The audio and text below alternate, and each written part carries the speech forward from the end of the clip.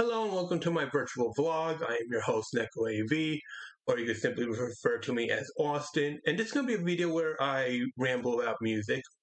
It's been a couple months since I last uploaded a video. And I do have a whole bunch of other videos to upload along with this one. But before I upload those, I do want to get this off my mind. And I'm curious what many people who talk about music have to say about this. Even though there are many people who have already, in a sense, spoke of this. But I'm also curious of like bigger names like Andy Edwards, Rick Beato, and other such, and of course Anthony Fantano and other major people who make a career of talking about music and stuff like that. And of course, what I'm talking about are three songs in particular, and of course three women. You got Sabrina Carpenter with the song "Man-Child," Iron Mouse with the song "Music Box of Fate," and Gargura with the song "Ash Again."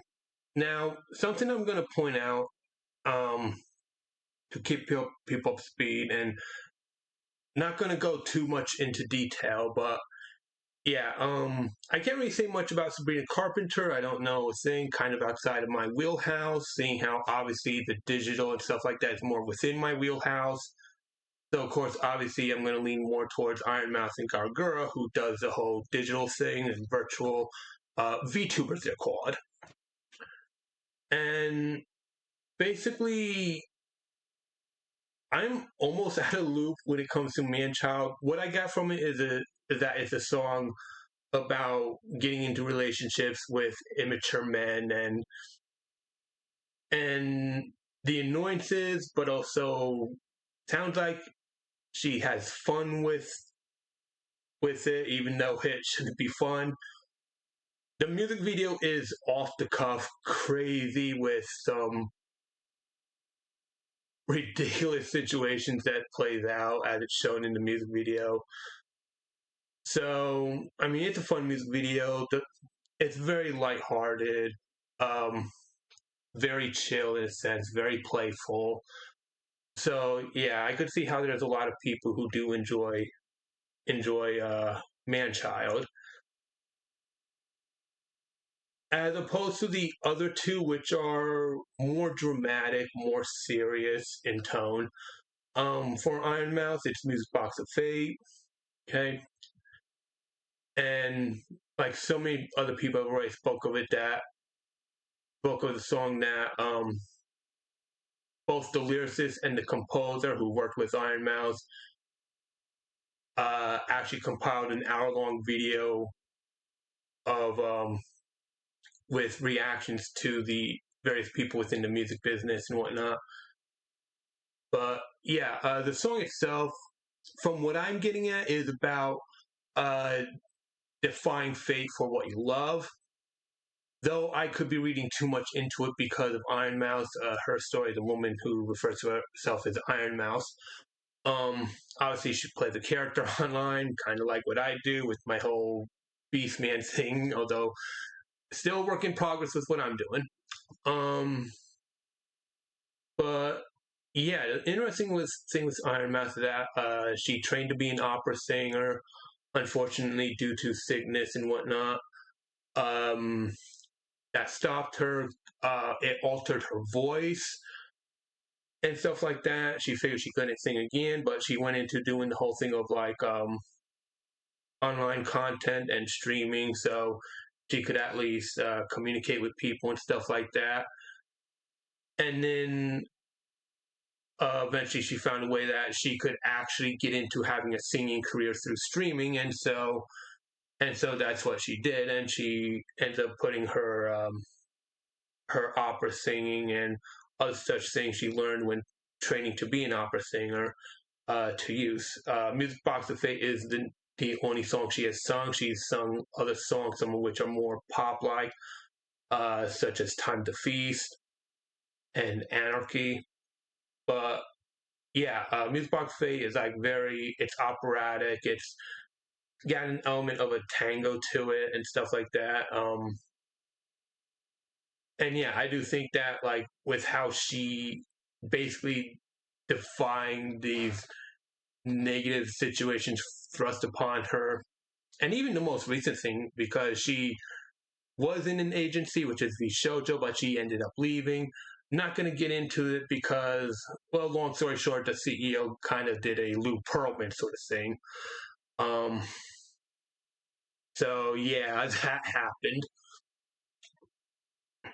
And then further down, another one that the whole virtual thing, and another one that's kind of really serious and such would be Gallagher's Ash Again. Of course, you also see Casey Edwards.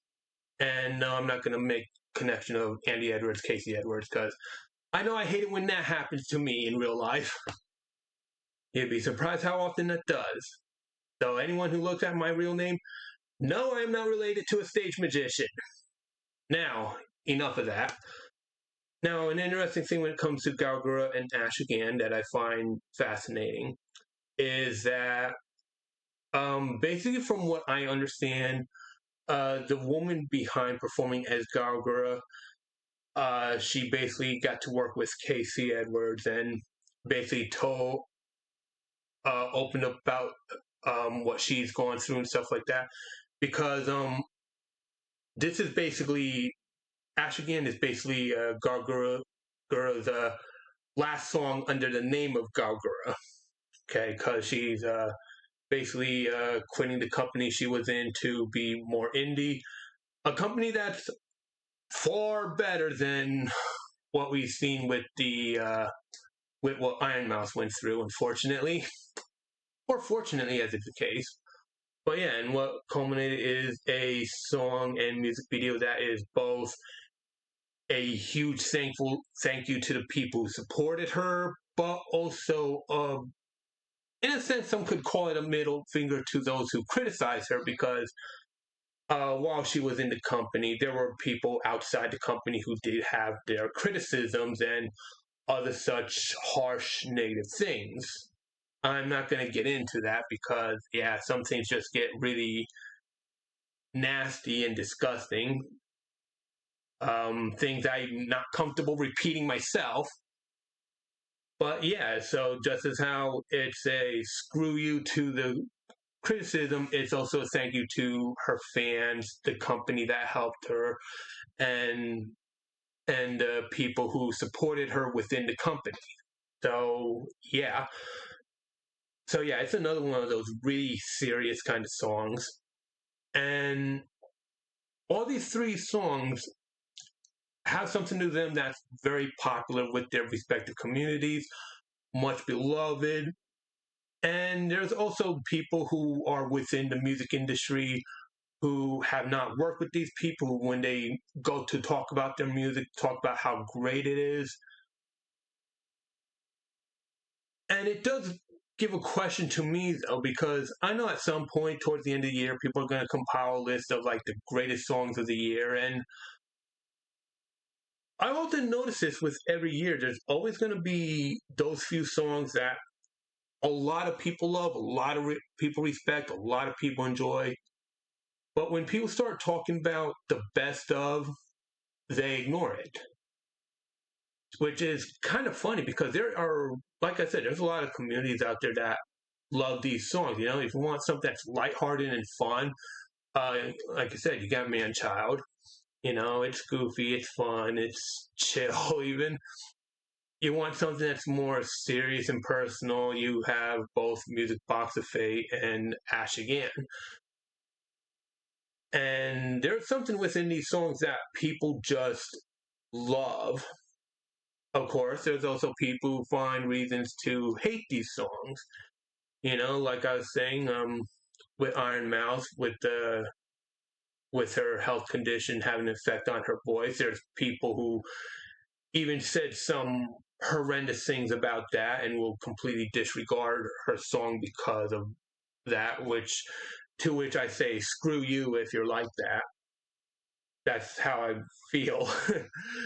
And yeah, like I said, you know, people who will completely disregard Ash Again because, like I said, over the years, Gargura had received a whole lot of different criticisms, all of which I would dare say is unwarranted and unnecessary. And of course, there's a lot of people who completely dismiss man-child because it's popular, it's mainstream. And then, of course, there are those kinds who will dismiss all three songs because women can't sing. It's like, piss off. And if you want to say I'm performative feminist, whatever, fun, whatever, I don't give a crap. But yeah, these are things I've seen where people like, and it's funny, and even then, like, if it's not about the women, there's also people who will be, even some people will probably be like, they will respect man-child and they will respect Music Box of Fate, but there's also those type who will love those two but will completely dismiss Ash again because Casey Edwards was involved. And for those who don't know, Casey Edwards composes for video games. He composes video game music, with his most famous song being Bury the Light. Very great song. There's a reason why a lot of people using their meme compilations and stuff like that, and TikToks and whatnot. But yeah, there's people who are like, well, I don't listen to that Nintendo music, and so it's like, whatever. And I'm sorry, this is the part where I am gonna rant because this is the thing that really annoys me. I mean, and even then, like going back to the old virtual thing, there's a lot of people who absolutely hate it. They're like, ugh, I don't like VTubers. Oh my god, all that CGI is ruining music. This video stuff, the visual does not affect the audio. But of course, some people put so much emphasis on the visual, that they will completely dismiss a song just because they don't like what they see rather than what they hear. Obviously, I already went into this with my reaction video to Carl King years ago. Both me and Carl seem to agree that this is ridiculous. Like, it's the music that matters. But there's no denying that the music videos for each one does complement the songs. It's kind of like getting like nice little show there. But of course, a lot of people invent reasons to dismiss them.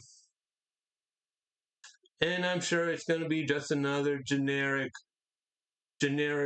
man with a banjo in the woods ranting about nonsense that's going to be top charts again or some other nonsense.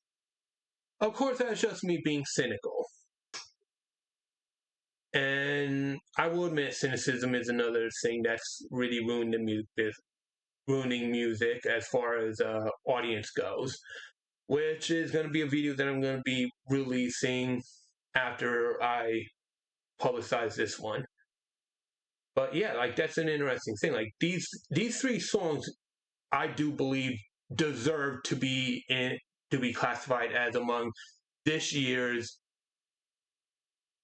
top 5 or at least in the top 20 of best music of the year. Not just with what Sabrina Carpenter's doing that gets her audience enjoying it and allows outsiders like myself to just look upon and just smile, but also those who want something that's maybe more dramatic, maybe more serious, maybe more personal, and which is what you get with both Ash Again and Music Box of Fate. Yeah, I guess this went from being a ramble to being a rant. But I am interested, what do the people who normally don't talk about these have to say, What are people who are not interested in mainstream had to say about Sabrina Carpenter's Man-Child? What are the people who's more accustomed to the mainstream stuff had to say about Music Box of Fate or Ash Again?